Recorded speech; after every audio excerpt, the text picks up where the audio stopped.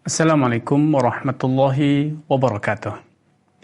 Alhamdulillah, wassalatu wassalamu ala rasulillah wa ala alihi wa ashabihi wa man walah ma ba'du. Alhamdulillah, kembali Allah subhanahu wa ta'ala memberikan kesempatan kepada saya untuk hadir. Semoga senantiasa menggugah dan mengobarkan semangat dalam diri kita semua untuk selalu dan terus selalu berjuang meniti dan istiqamah di atas jalan Allah Subhanahu wa taala. Bukan hanya berjuang untuk mendapatkan kesejahteraan materi di dunia, tetapi juga menggapai kesejahteraan rohani dunia hingga akhirat. Kaum muslimin dimanapun Anda berada, Allah berfirman, yastakhfuna minan nas wala yastakhfuna minallah. Mereka orang-orang munafik. Orang-orang munafik merasa perlu untuk merahasiakan ulah dan perilakunya dari manusia banyak. Mereka tidak ingin ketahuan bahwa mereka berkhianat. Mereka tidak ingin ketahuan oleh orang lain kalau mereka itu berdusta. Sehingga mereka begitu peduli menjaga pamor dan nama baiknya di hadapan masyarakat banyak. Tapi mereka tidak pernah peduli untuk menjaga diri mereka dari penilaian Allah Subhanahu wa taala. Padahal apalah artinya apresiasi orang? Apalah ruginya kalaupun manusia sedunia mencibirkan kita, merendahkan kita. Tidak akan ada yang bisa mereka lakukan untuk kita selain sesuatu yang telah digariskan oleh Allah SWT dalam lembaran takdir kita. Tetapi bila Allah murka, penilaian Allah terhadap kita itu sangatlah berarti dan pasti akan membawa dampaknya di dunia dan di akhirat. Pintu rezeki bisa jadi tertutup atas atau akibat dari murka Allah SWT. Sengsara hidup dunia dan akhirat bisa jadi menjadi kenyataan tatkala Allah SWT telah mengusir kita, menjauhkan kita dari kerahmatannya. Nasullaha fanasiyahum. Tatkala mereka melupakan Allah, Allah pun melupakan mereka. Allah tidak akan hadir menolong tatkala kita sedang kesusahan.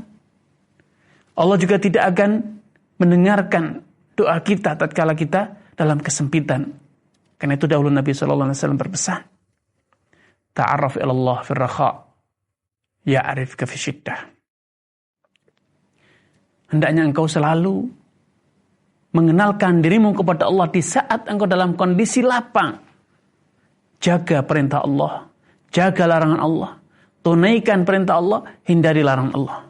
Itulah wujud nyata dari mengenalkan diri kepada Allah. Selalu hadir tatkala Allah memanggil.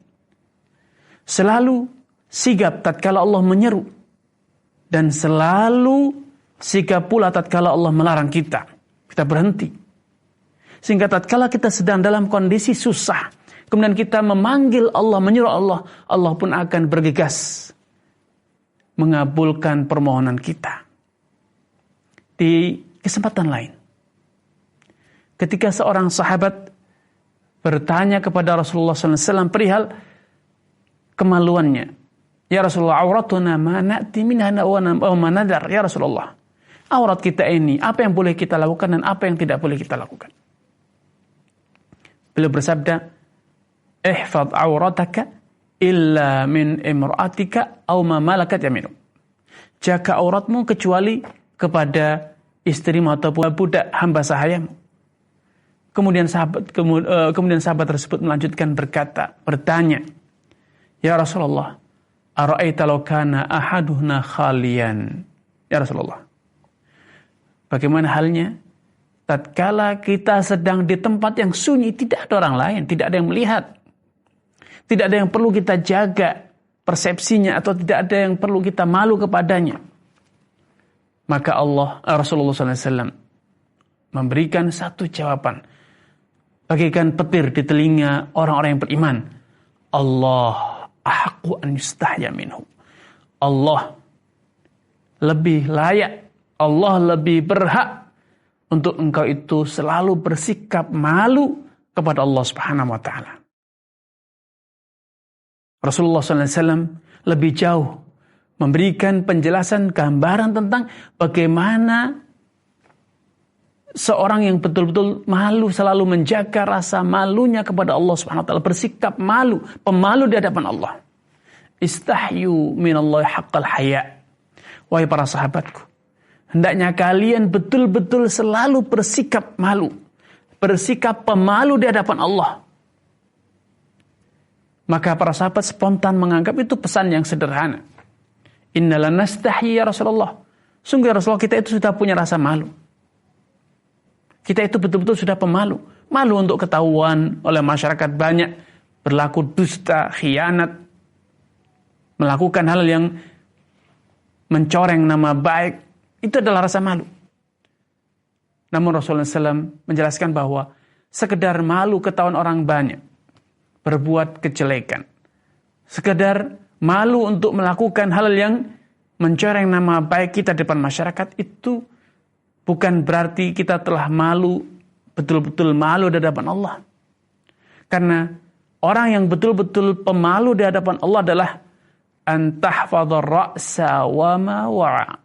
Tatkala engkau betul-betul berusaha menjaga seluruh indera yang ada di kepalamu ini. Semuanya, telingamu, penglihatanmu, lisanmu, engkau jaga seutuhnya. Sehingga tidak ada yang engkau lihat, tidak ada yang engkau dengar, tidak ada yang engkau ucapkan kecuali hal-hal yang betul-betul diridhai Allah Subhanahu wa taala.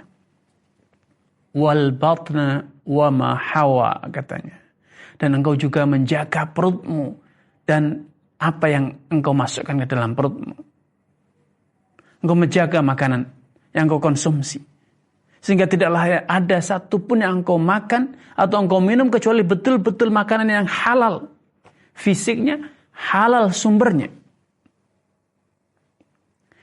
Itulah orang yang betul-betul pemalu di hadapan Allah Subhanahu wa taala.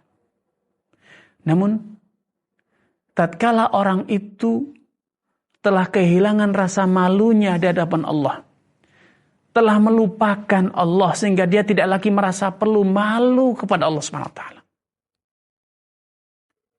Dia tidak lagi peduli dengan penilaian Allah. Dia tidak lagi menghargai Allah yang selalu melihatnya, selalu mendengar ucapannya, selalu mengetahui tingkah lakunya. Maka apa yang terjadi? Orang tersebut adalah orang yang paling buruk tutur katanya, orang yang paling jelek perilakunya, dan orang yang paling buruk sikap-sikapnya. Wallahu ta'ala a'lam. Semoga Allah SWT melindungi kita dari sikap-sikap yang mencerminkan akan minimnya rasa malu, dan semoga Allah SWT menumbuh suburkan dalam diri kita sikap malu yang benar. Assalamualaikum warahmatullahi wabarakatuh.